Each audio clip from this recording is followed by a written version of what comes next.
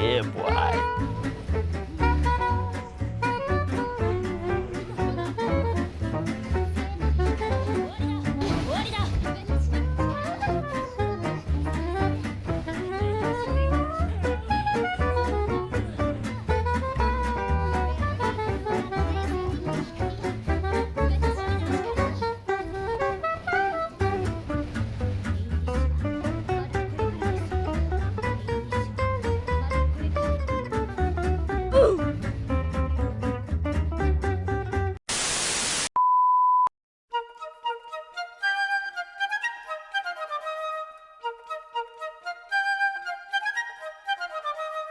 The HMS Illustrious is a carrier from the Royal Navy.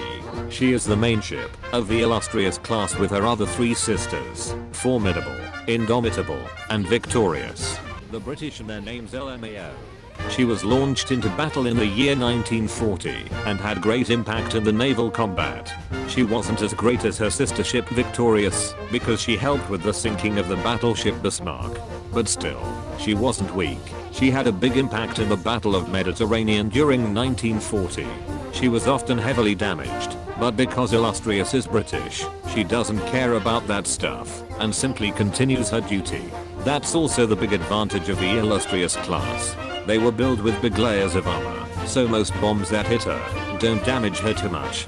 But on the other hand, that was her big disadvantage. Then because of the naval treaty, they weren't allowed to build ships with a weight above 23,000 tons. So the CV had a lack of planes. She had a good and long life, almost 20 years, but after some problems with the economy, they needed to scrap her and her sisters. Only Victorious was able to survive until 1969. What a tragic story, but we are not here for that, so let's go in game. She is one of 3 super rare CVs from the Royal Navy. You can get her either by construction or exchange. Like always, let's check her stats. She has a S rating in HP, and I can say that the rating is really earned. She is in the top tier with that HP pool. It's kinda sad that it isn't more, but she has a big plus than the others. Then she is heavily armored. That means she doesn't take as much damage from AP rounds like the other carriers. But don't expect that she lives forever. As next we have the Aviation. Her aviation is pretty good for only having torpedo bombers on her. Of course she can't keep up with the big ones like Enterprise or Akagi. But you need to consider that other CVs have one set of every plane type. So 1 fighter, 1 torpedo and 1 dive bomber. And our Illustrious has only the torpedoes for the damage, except you take fighters with bombs equipped. And the last we have the AA. Her AA is pretty much in the average, but because of the 2 fighter set, we get some good results.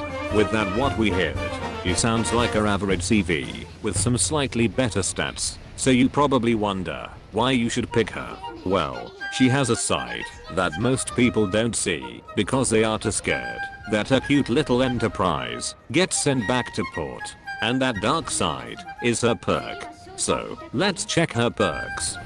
Wait, what the fuck is this? She has only 1 perk.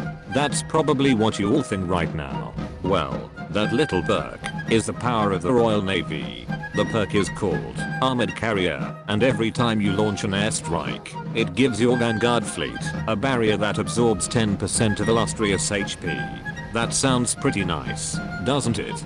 That's why I said earlier that it's sad with that low HP pool. Her perk is really strong, and in my opinion one of the best perks in the game. Illustrious is with that a hard counter to Enterprise, but there is a small, really small problem. It's her reload stat. Her reload stat is 13 points slower than Enterprise, so with that Enterprise's planes already done most of the damage before Illustrious perk activates. But don't worry, because I'm a pro player in Azur lane, I checked all possibilities to lower her reload stat, and the answer is simple. You take her auto load. Oh. Crap. Well, looks like we still need to suffer from Enterprise perk. All the countless deaths, all the suffering. It still continues. Don't look at me. Every day is so wonderful, and suddenly it's hard to breathe.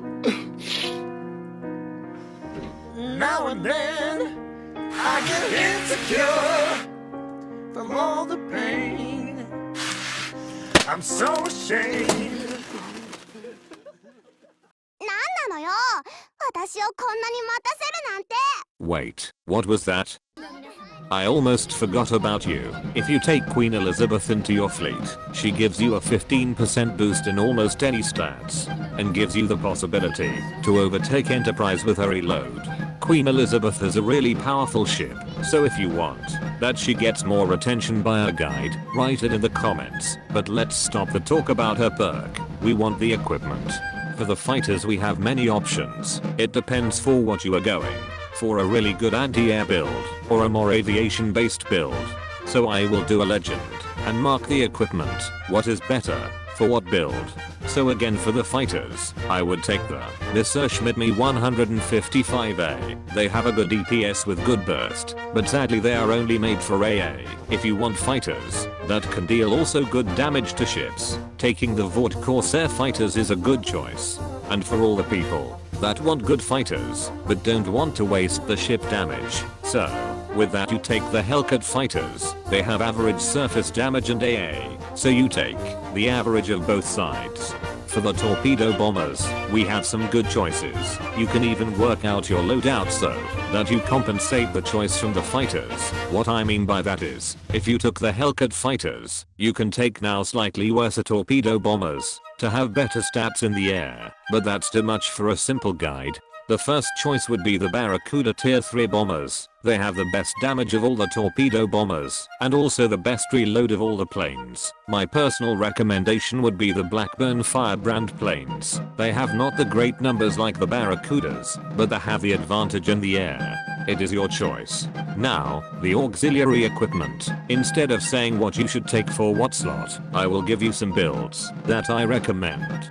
For the first build, you can take 2 steam catapults. They give you a huge increase in aviation, and also some HP, but you can also take 1 drop tank instead of having 2 catapults. Then the drop tank gives you more HP and sinks your aviation only by 30 points. It's your choice.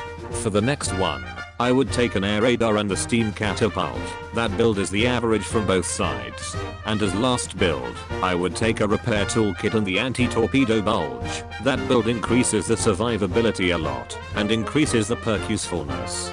But remember that the perk only has a 10% absorption, so you get only 85 HP more when fully leveled. This doesn't sound like much, but remember that in PvP some HP can decide if you win or lose. So that was the equipment. Before I come to an end, I want to ask you guys if you liked the idea with the new equipment choice. Please choose one of the options in the info box. And also, the next ship is London. I first wanted to change her, but after they brought her a Truffet, she got really strong. So, now you know how to counter Enterprise with a simple ship like Illustrious. So now go out there and grind the new event that occurs. Robot voice out.